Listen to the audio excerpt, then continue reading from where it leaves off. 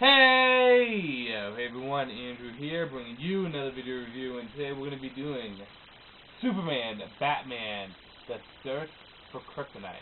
Take a look at this comic cover right here.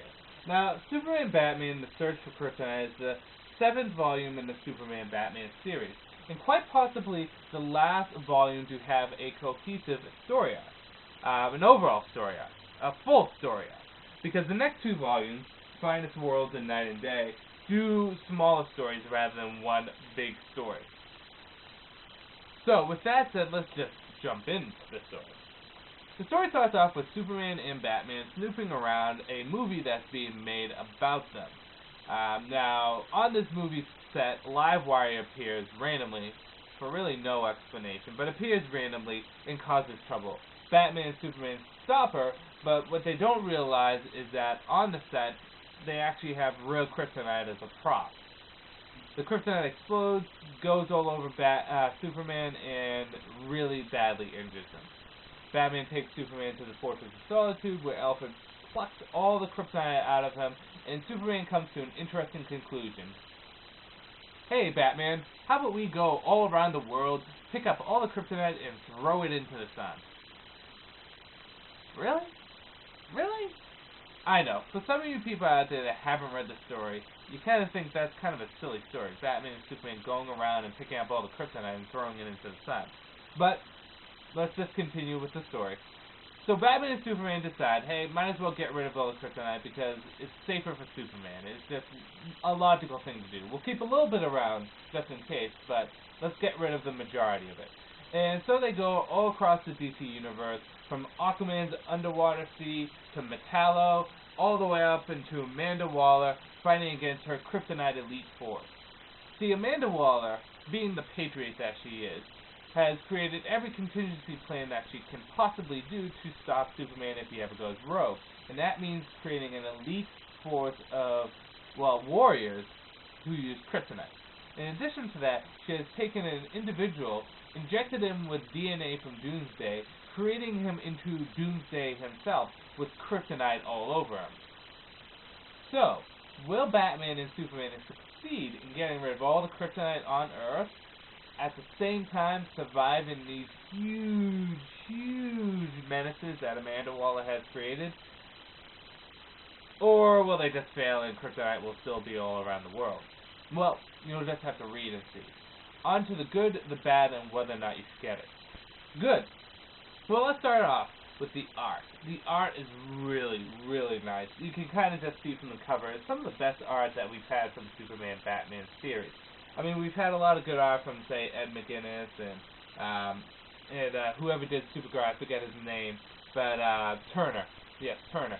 We've had a lot of good art from the earlier works, but the art kind of been up and down since the more recent volumes, and even the later volumes, the art has gone up and down.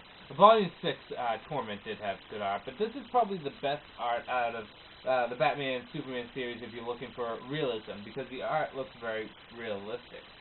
It's very nice art, everyone's proportioned well, and everyone looks good.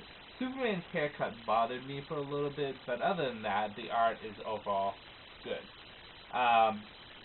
The story, I know, it sounds a little silly. Superman and Batman going all over the world and dealing with all the kryptonite and throwing it into the sun. It sounds kind of like a silly Silver Age story. However, you'd be surprised the story works well. And that is because the story is actually paced well, at least towards the middle and end.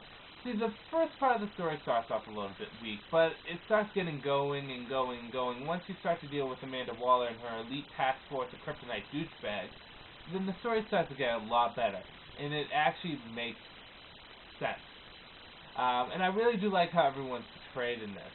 Particularly Amanda Waller. I've always found her to be a great character because she can be a good guy and a bad guy at the same time. I mean, you gotta look at it. She's going up against all these superheroes, but she's doing it for the better good of America. She's a patriot. So you really can't fault her for what she's doing. But, I mean, you can still hate her as kind of a bad guy because she's going up against a good guy. So that's another good.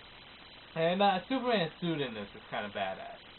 Bad. Well, there are a few bads about this. First thing is the Superman going up against the kryptonite Doomsday seems kind of silly. Superman could barely hold his own against the regular Doomsday, but now he's going up against a Doomsday that's infused with kryptonite, and he's able to survive it. Spoiler alert, come on, Superman's alive today, so obviously he's going to survive it. It seems kind of illogical. I mean, it's Doomsday fused with kryptonite. That should be instant death for Superman, but he survives it somehow, and it just seems a little silly. The story also starts off a little bit slow. Not bad, just slow. It's not until about a third into it does the story start to pick up and actually be better. So yeah, those are the bad points, and those are really the major bad points. The pacing in the very beginning, and also Superman actually surviving this kryptonite Doomsday. On a whole, whether or not you should get it. Well, like I said before, the story sounds a little silly, but it actually works out pretty well. This is one of the better of the Batman-Superman series. It's not quite as good as Superman-Batman Torment, the previous volume, but it's definitely better than the next 2 volumes coming up, which I will be reviewing sometime soon. It's an enjoyable read. I recommend picking it up in trade if you can find it.